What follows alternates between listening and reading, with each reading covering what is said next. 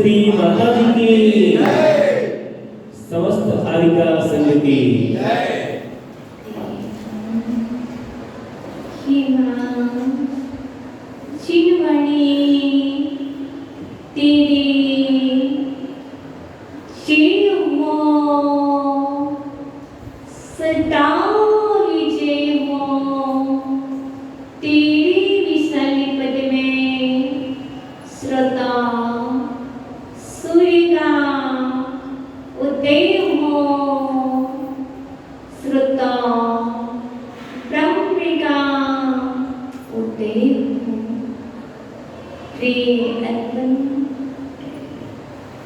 सर्वप्रथम तो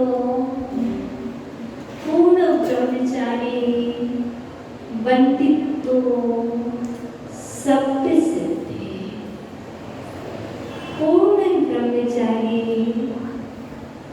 सिद्धों के लिए नमस्कार करते हैं जो 18,000 प्रकार के सील संहिता पूर्ण ब्रह्मचारी हैं। सर्वप्रथम तो उन सिद्धों को नमस्कार करते हैं।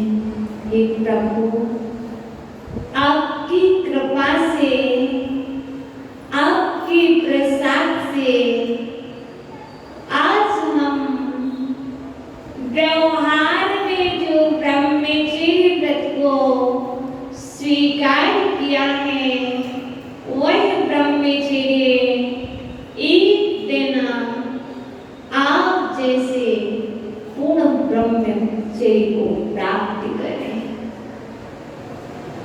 आज का विषय उत्तम ब्रह्मचर्य का है। आचार्य भगवंतों ने ब्रह्मचर्य विषय के लिए बहुत विस्तार से व्याख्यान भी किया है और आपने पूर्व में 2 साध्वियों से जो ब्रह्मचर्य की मूर्ति ऐसी 2 साध्वियों से आपने उत्तम ब्रह्मचर्य व्रत को सुन भी लिया है। आज अनंत चतुर्दशी आचार्य भगवान कुंद स्वामी कहते हैं, जो मनुष्य अष्टमी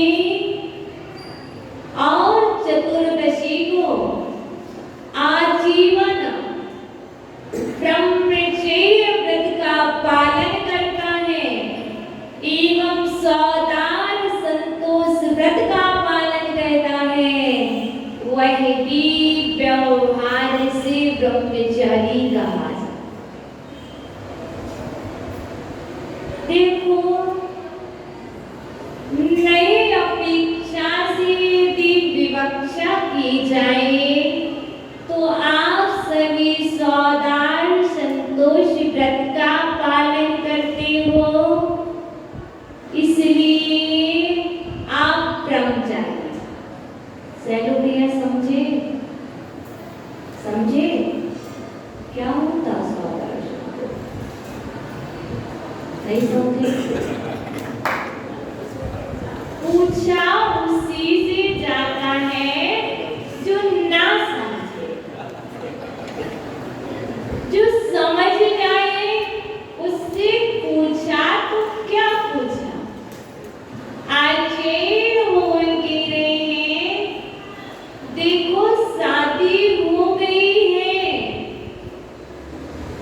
अब दूसरी होना नहीं है, तो आचार्य भगवान कह रहे दूसरे को उस दृष्टि से देखना बंद कर दो। नहीं, अब दूसरी माँ देखो, मात्र जो आपकी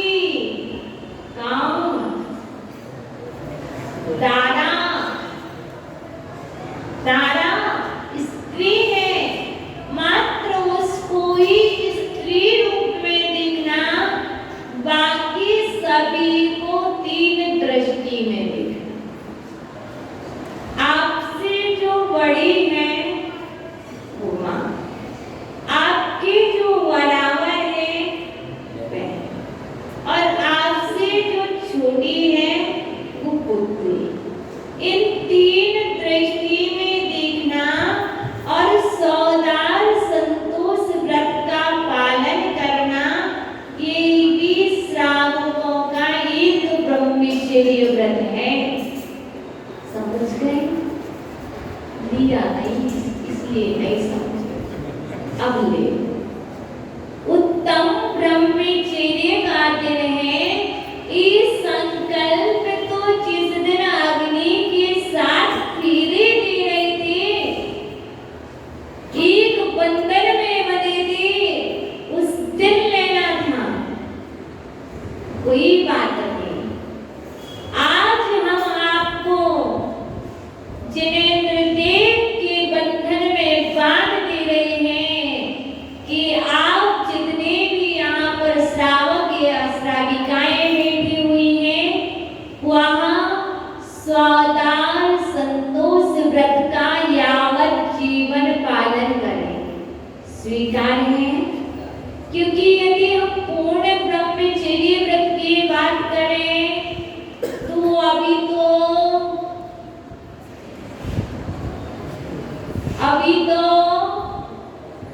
किसी को नहीं, क्योंकि चेतना अचेतन जहाँ पर कहानी सुन रहे थे, वो कहानी भी देश में गर्भित हो जाएगी, किसी नए विवक्षा को लेकर के होगी। इसलिए ये बात को समझो, जितना हो सकता है उतना पालन करो। ये तो हो सकता। और अभी हमने सुना था हजारों यज्ञ करो। यहाँ पर कौन सी यज्ञ की बात चल रही है? क्योंकि पहले भारत में गजयज्ञ, अश्वयज्ञ, बैल यज्ञ और नर यज्ञ, ये 4 प्रकार के यज्ञ चलते थे इस भारत में, कि हाथी को यज्ञ में आहुति देते थे, घोड़े की, बैल की और उसके बाद मनुष्य की। यज्ञ चलते थे और यज्ञ करके लोग मान्यताओं में जीते थे पुण्य का संचय।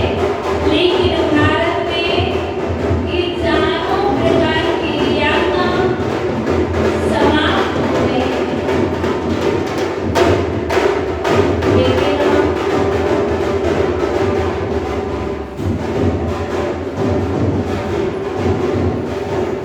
अभी 2 प्रकार के यज्ञ जो चल रहे हैं, वो है बकरी, ये फिर भी अभी बंद नहीं हुए हैं। आचार्य बोलते थे इन यज्ञों की बात यहाँ पर नहीं है।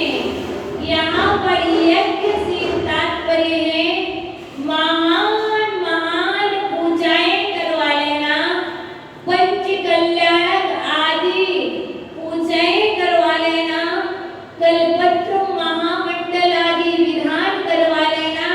ये बड़े बड़े हजारों यज्ञ महायज्ञ पूजाएं करवा लेना। लेकिन यदि एक दिन अनंत चतुर्दशी के दिन अखंड ब्रह्मचर्य व्रत का पालन कर लोगे तो क्या होगा? उन महायज्ञों से बड़ी पुण्य का संचय मात्र आज के ब्रह्मचर्य व्रत का करने से। इसलिए ध्यान रखना, जितने भी लोग बैठे सबको ब्रह्मचर्य व्रत है ना? है ना? जो नहीं समझते समझ जाएगी, बता देंगे, पर है ना? ले लो। क्योंकि वैसे तो 10 दिन के ब्रह्मचारी सभी बैठे हैं और 10 दिन में अनंत चतुर्दशी भी एक ब्रह्मचर्य व्रत का होता है। इसलिए आज संकल्प कर लेना,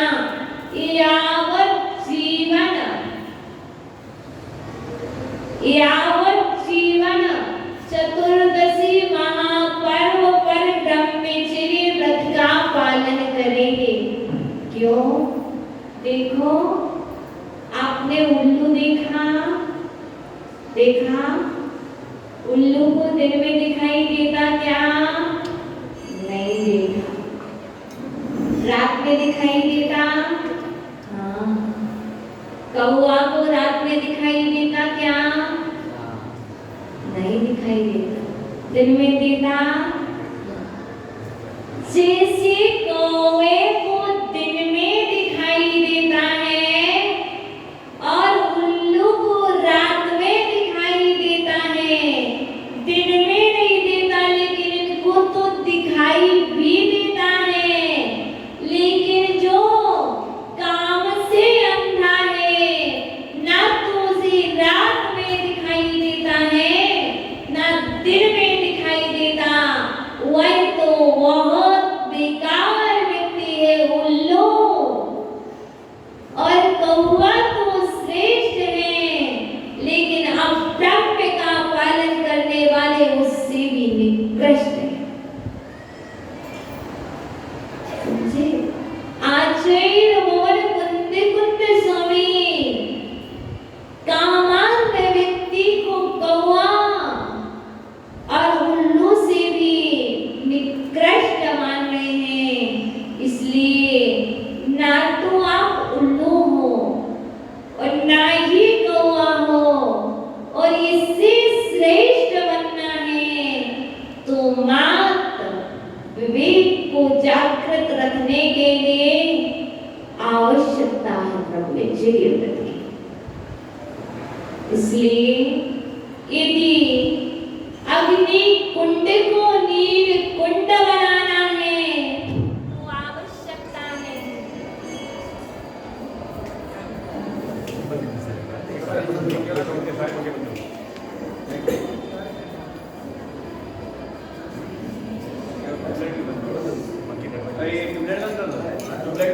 को नील कुंड में परिवर्तित करना है तो आवश्यकता है आप सभी माताओं के लिए शील का पालन करने की।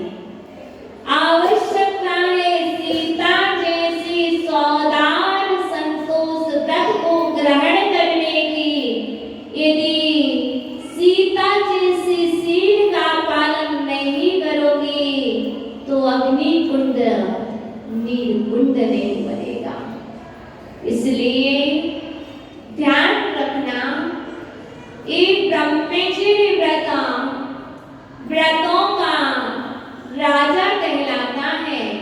व्रतों में यदि कोई महान व्रत है, 10 उपवासों में भी कोई महान व्रत है, आप लाखों उपवास कर लो, करोड़ों उपवास कर लो, लेकिन ब्रह्मचर्य व्रत का पालन ना करो तो ये उपवास कोई फल देने वाले नहीं है। यदि आप भोजन भी नहीं छोड़ोगे, उपवास भी नहीं करोगे, यदि अखंड ब्रह्मचर्य व्रत का पालन करोगे, तब भी वह आपकी साधना महान कहलाएगी। इसलिए आचार्य भगवान कहते हैं, आप सबकी पूजा पूज्य गुरुदेव कहते हैं, व्यक्ति आपको नहीं पूज रहे, वो आपको ऊपर इसलिए बिठाए हैं क्योंकि आपने कीचड़ में पैर नहीं रखा है। मात्र यदि इस भारत देश में साधुओं को पूजा जाता है तो उसका कारण है ब्रह्मचर्य, क्योंकि सभी व्रतों में श्रेष्ठ यदि कोई व्रत है तो ब्रह्मचर्य व्रत है।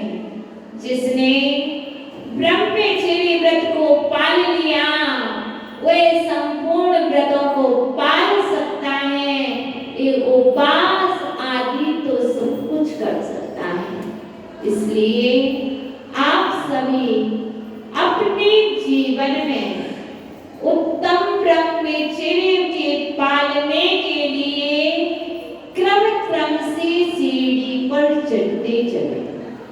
अभी जब तक 50 वर्ष के नहीं हुए हो तब तक पूर्ण ब्रह्मचारी व्रत को नहीं ले सकते।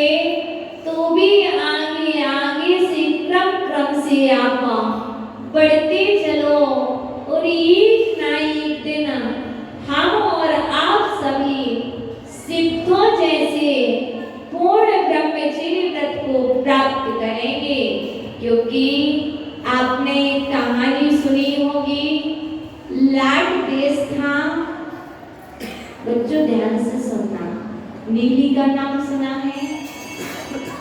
लाट देश था और भृगु कच्छ नगर था। वहां पर राजा वसुपाल जी राज्य किया करते थे और उसी राज्य में एक सेठ और सेठानी थे। जैसे यहाँ पर विजेंद्र सेठ हैं और उनकी एक सेठानी है, ऐसे ही राजपाल राजा के राज्य में एक जिनदत्त सेठ और जिनदत्ता सेठानी थी। उनके यहाँ पर एक प्यारी सी रूपवती सुकुमारी नीली नाम की एक सुंदर सी कन्या थी, पुत्री थी।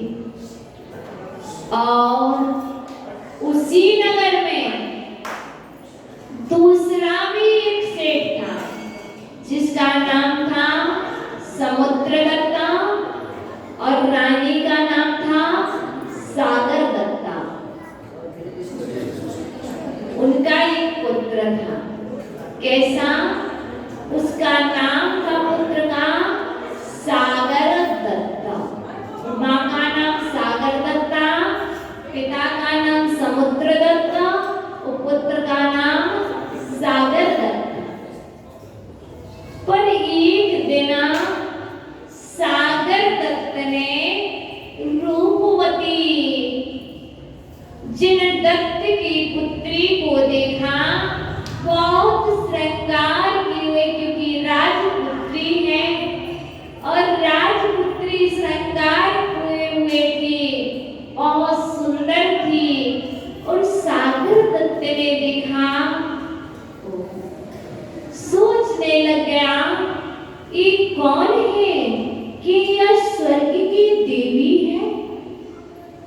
वह अपने मित्रों से पूछता है, मित्रों ये कौन सी देवी है, ये कहां से आई है? और मित्रों ने कहा, सागर दत्ता यहाँ अपने नगर के जिनदत्त सेठ की पुत्री नीली है। सेठ की पुत्री और मैं सेठ का पुत्र, मैं तो इसे पाकर ही रहूंगा, क्योंकि मैं भी सेठ का पुत्र हूँ और वह सेठ की पुत्री है। मैं इसे पाकर ही रहूंगा।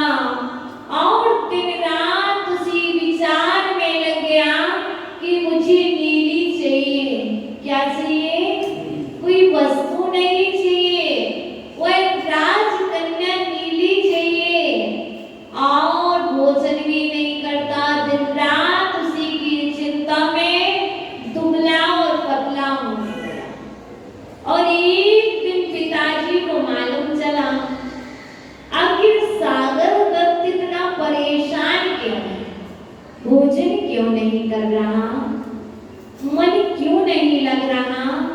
पूछा, बताया पिताजी मुझे सेठ की पुत्री नीली से विवाह करना है। पर समुद्रदत्त ने कहा, बेटा जिनदत्त सेठ अपनी पुत्री को मात्र जैनी को देगा, किसी दूसरे को नहीं देगा। ऐसा जिन दत्त का संकल्प है, हम अपनी पुत्री जैन को ही देंगे, किसी दूसरे को नहीं देंगे। पर समुद्र दत्ता और सागर दत्त ने मायाचार करके जैन बन गए।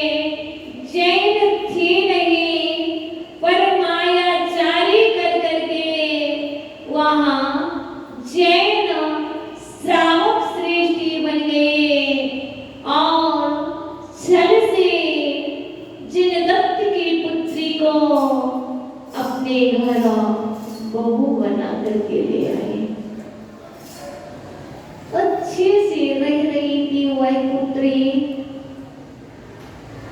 कुछ समय निकल गया, 1-2 माह हो गया, लेकिन अब उसे अपने पूज्य पिताजी के घर जाने नहीं मिल रहा है। कोई बात नहीं, फिर भी वो अच्छी सी रह रही थी। लेकिन एक दिन समुद्र दत्त बोलते हैं, बेटी मेरा मन है कि अपने घर पर बौद्ध साधुओं का निमंत्रण किया जाए। जी पिताजी। और समुद्र दत्त ने, क्योंकि वह बौद्ध धर्म को मानने वाला था, क्योंकि जब बेटी कुछ समय उस घर में रहने लगती तो वैसे सब सोचते अब तो ढल जाएगी। पर 2-3 माह बाद जब बौद्ध साधु का निमंत्रण दिया और निमंत्रण के बाद बौद्धों ने भोजन किया और जब वापस जाने लगे तब गेट पर देखा मेरी एक पादुका नहीं है। एक चरण पादुका कहाँ गई?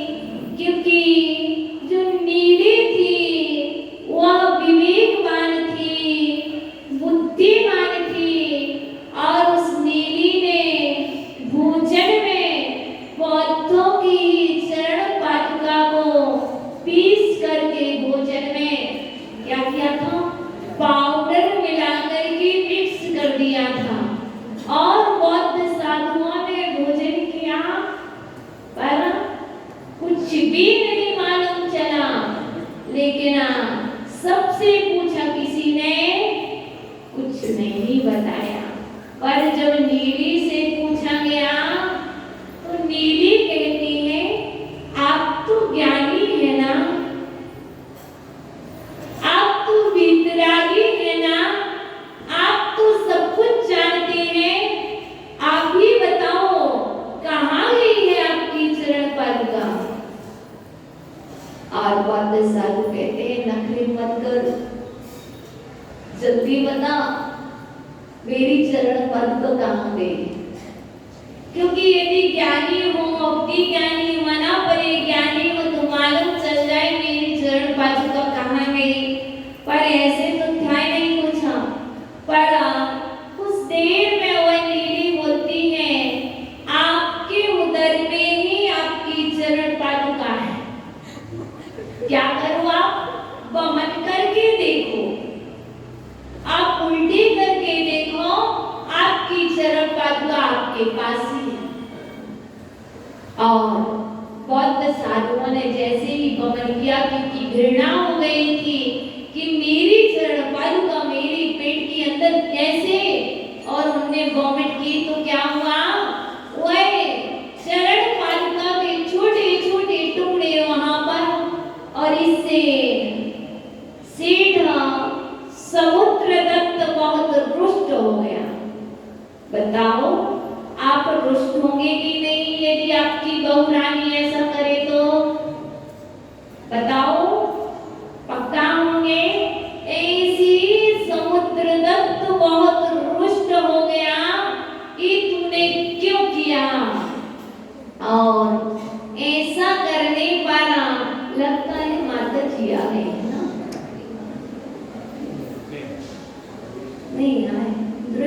बदली क्यों? अच्छा, तो ऐसा रुष्ट हो जाने के बाद फिर क्या किया जाए? सागर दत्त की एक बहन थी, अर्थात उषा नीली की ननद। उसने नीली को कहा कि यह पर पुरुषों पर दृष्टि रखती है, ये दोष आरोपण किया। क्योंकि जब नीली ने बौद्ध साधुओं को चरण पादुका भोजन में खिला दी, तो इसके बदले में नीली के लिए सागर दत्त की बहन ने क्या किया? आरोपण लगाया कि यह पर पुरुषों पर दृष्टि रखती है, यह शीलवान नहीं है। और जैसे ही नीली के ऊपर यह आरोप लगाया कि यह शीलवान नहीं है, वहीं पर नीली ने संकल्प कर लिया, जब तक यह आरोप दूर नहीं होगा तब तक मैं अन्न जल का ग्रहण नहीं करूंगी। क्योंकि जो शीलवान होता है वह कभी भी दूसरे के द्वारा लगाए हुए आरोप को कैसे सहन कर सकता? देखो, सीता के ऊपर आरोप लगाया, सीता वन चली गई, लेकिन स्वीकार किया क्या? लेकिन जब भी आई परीक्षा से, शीलवान की तुम कितनी भी परीक्षा कर लो, अग्नि कुंड जल कुंड में परिवर्तित हो जाएगा। ऐसे ही नीली ने संकल्प किया, जब तक यह आरोप दूर नहीं होगा तब तक अन्न जल को ग्रहण नहीं करेगी। एक ही दिन हुआ और दूसरे दिन रक्षकों ने रक्षक ने और नगर के रक्षक देवों ने सारे नगर के और राजमहल के दरवाजे कीलित कर दिए। और रात्रि में समुद्र दत्त को स्वप्न आया।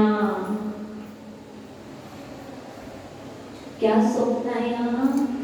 यदि नीली सती यदि पैर के स्पर्श से यहाँ दरवाजे खुल जाएंगे, जैसे ही उसके पैर का स्पर्श किया जाएंगे और ये ऑटोमेटिक दरवाजे खुल जाएंगे। पर राजा अभिमानी, राजा प्रातः वेला भी सो करके उठा और चारों ओर से आवाज आ रही है, सारे दरवाजे कीलित हो गए, खुल नहीं रहे। दासियों को और अपने राज की सभी रानियों को सेठ ने सबको आदेश दे दिया कि जाओ, सभी लोग अपने पैर को, अंगूठा या पैर को दरवाजा में लगाओ कि दरवाजा खुल जाएगा। पर सभी ने लगाया, पर नगर के दरवाजे नहीं खुले। लेकिन अंत में नीली से ही कहना पड़ा, जाओ। और जैसे ही नीली गई और उसने अपने पैर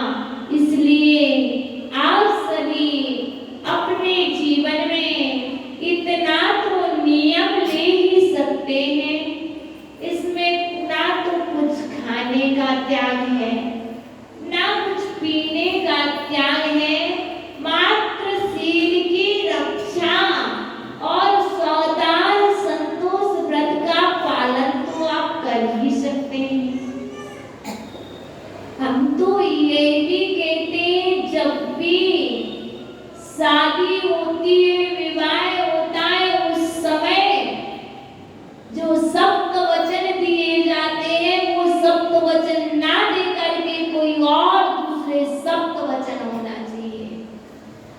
एक तो यही होना चाहिए कि सौदार संतोष व्रत का पालन करेंगे, होना चाहिए। यदि ये व्रत होगा तो आज कभी भी तलाक नहीं होगा। जो मात्र अंधविश्वास, यदि प्रण आजकल की बहनें और आजकल के भाई, जो ये कलयुगी भाई और कलयुगी बहनें हैं, वो ये नियम ले लें तो गारंटी से कहते हैं कभी भी कहीं भी ना तो तलाक होगा, ना ही कभी उस बेटी को घर छोड़ करके वापस आना पड़ेगा।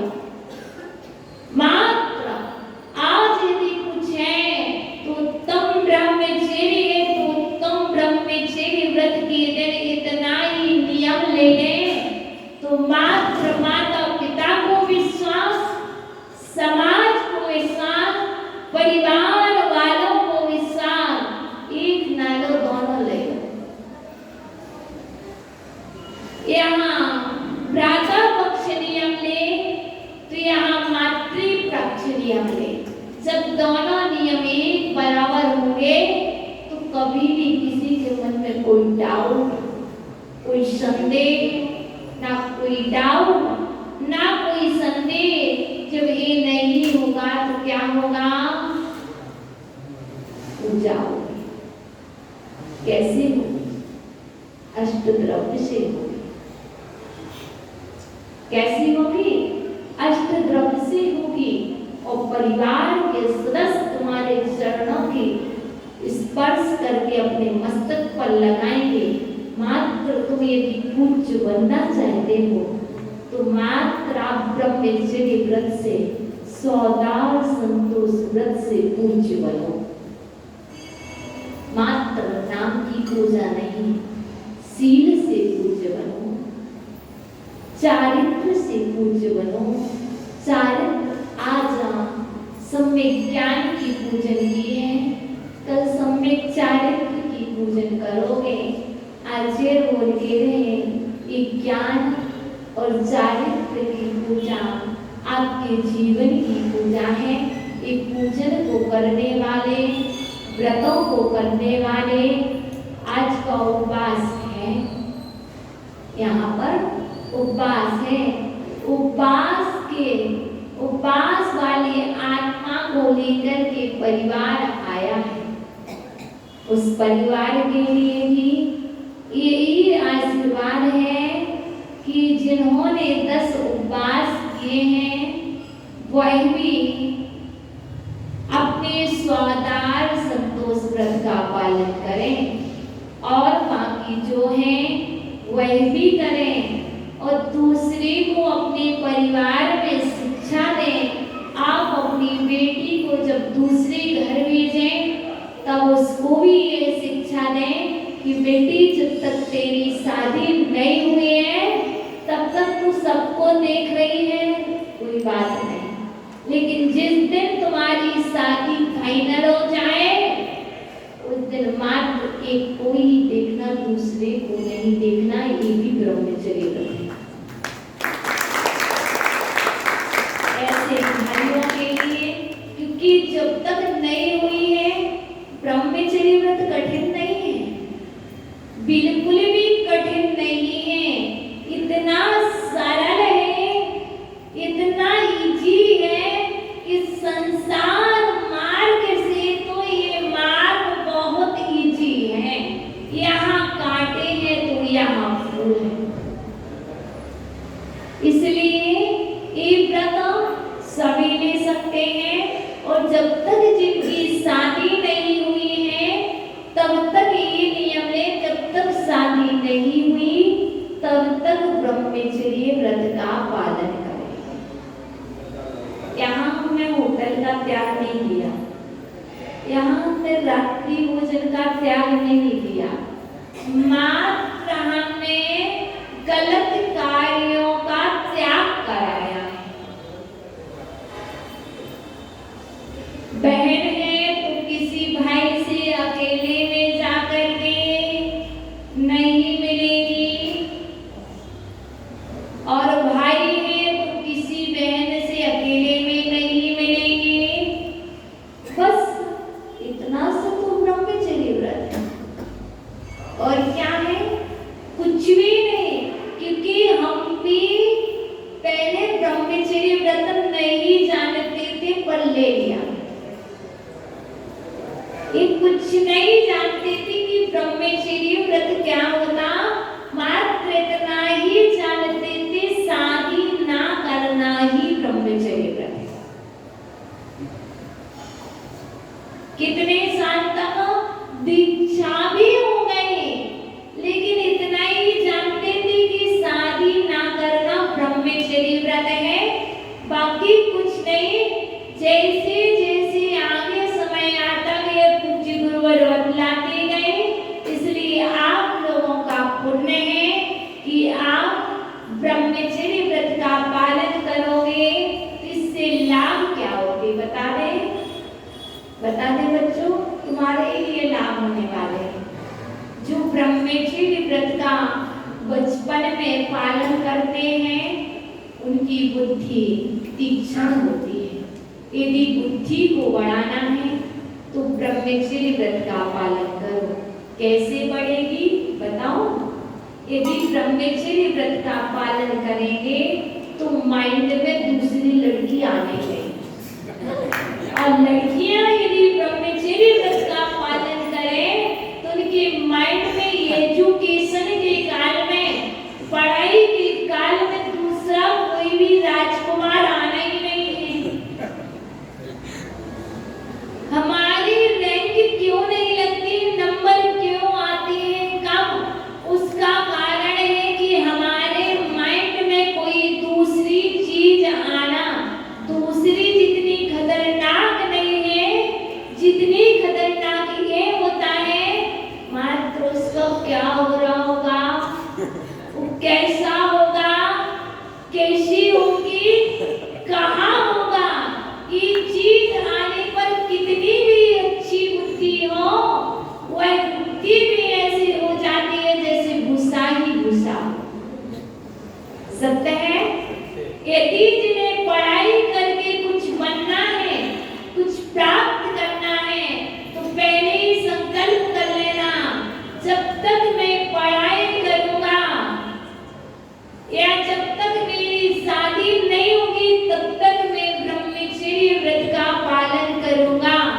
आज मात्र माता पिता की आंख में धूल डाल करके चले जाते हैं बच्चे। पढ़ाई करने जा रहे हैं हम तो बैंगलोर, हम बॉम्बे पढ़ाई करने जा रहे, जॉब करने जा रहे। यदि पहले बच्चे ये संकल्प ले लें, पापा पक्का संकल्प लेकर के जाएं, फिर माता पिता को विश्वास दिलाएं और वहां से सफलता हाथ में लेकर के आएंगे, क्योंकि उत्तम ब्रह्मचर्य का दिन है। इतना तो नियम सब ले सकते हैं, ज्यादा नियम नहीं लगाएंगे। तो बता दो हमारे कितने भैया और बहनें ये नियम लेंगे? अच्छे इतना नियम ले लो कि जब तक 20 साल के नहीं होंगे, इतना तो नियम ले सकते। बताओ 5 साल है भैया, सारे भैया बता दो कब तक का? 20 साल का। हाँ भाई बहुत अच्छा, 20 तक का ले रहे, बहुत अच्छी बात। आगे हम दिला देंगे बात। चलो द्रव 20, निलय कितने साल का? 20 भैया ठीक है। इन 4 बच्चों ने ये नियम तो लिया, 20 साल तक के जब तक हम नहीं होंगे तब तक ब्रह्मचर्य व्रत का पालन करेंगे। और इसी गारंटी से हम कहेंगे 20 साल के जब तक नहीं होंगे, जब तक कुछ आना नहीं, तब तक बुद्धि बहुत बढ़ना, और तब तक आप जिस कार्य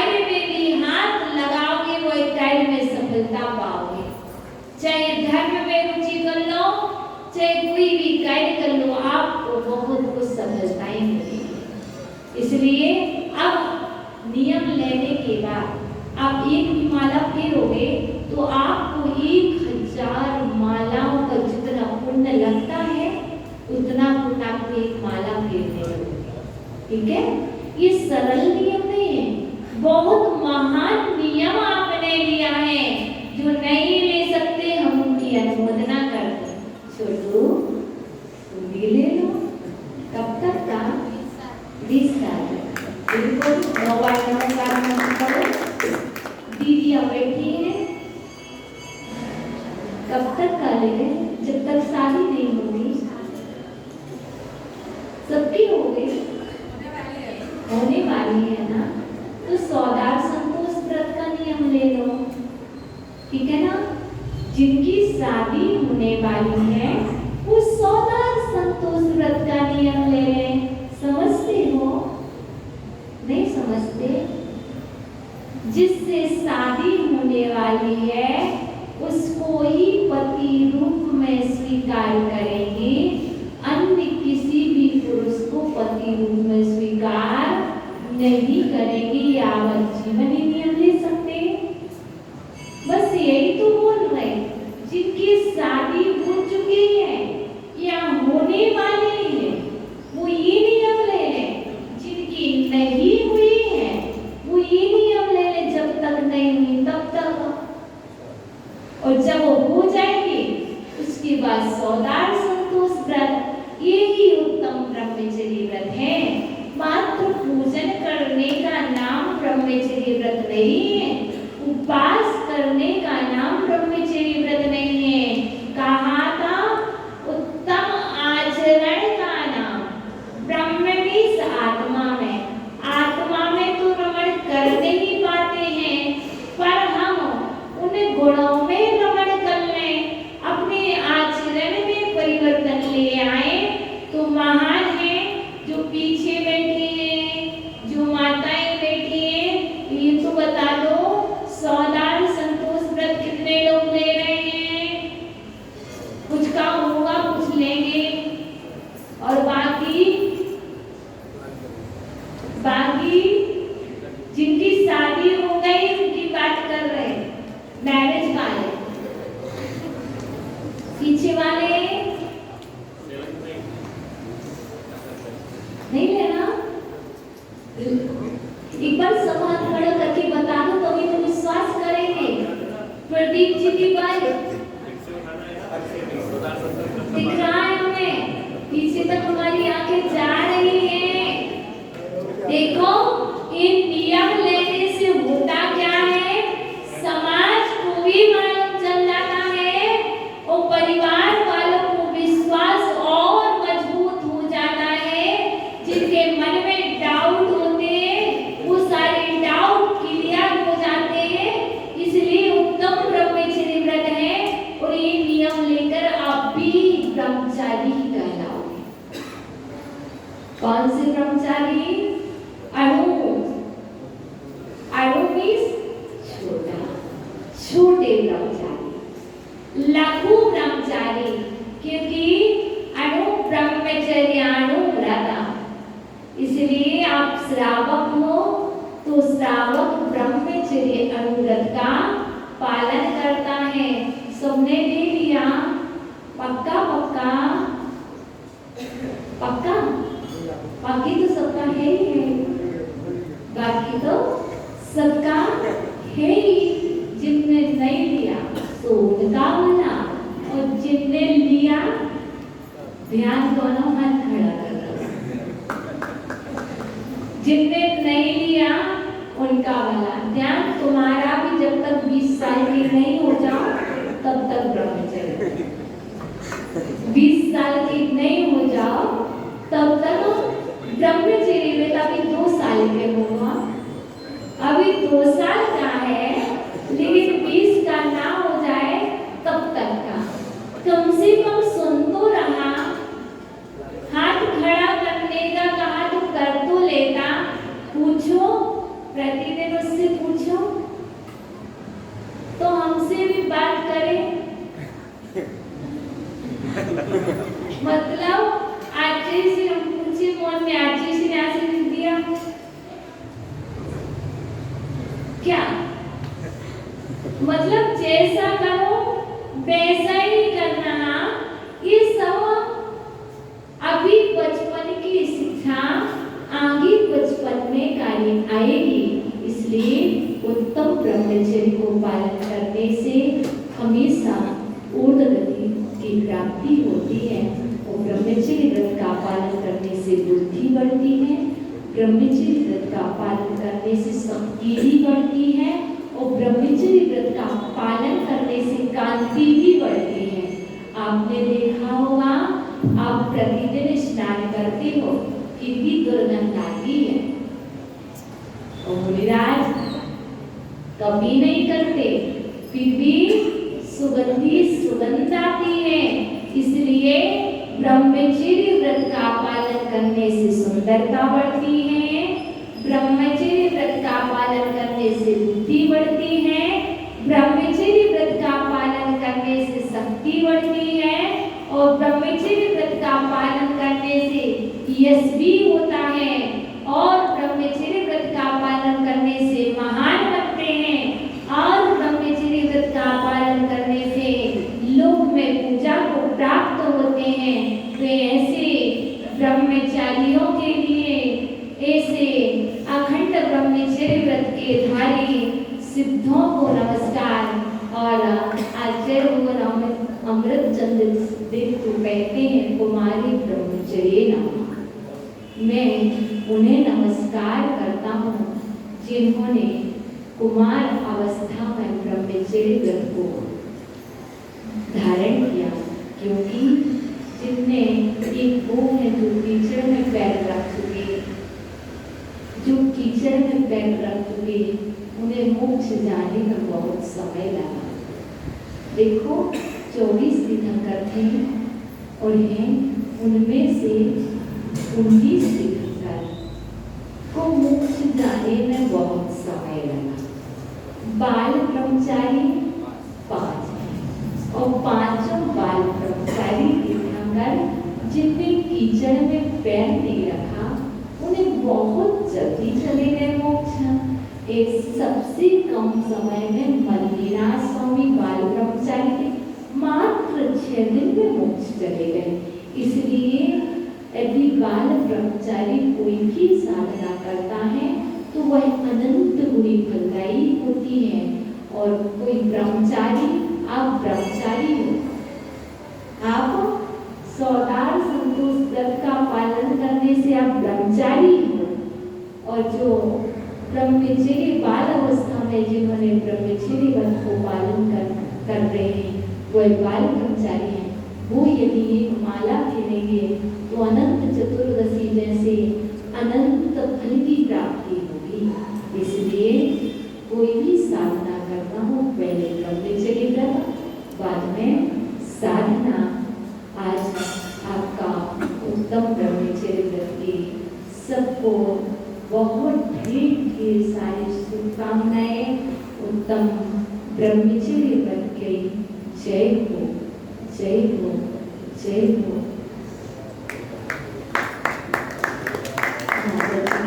भैया कह रहे हैं कि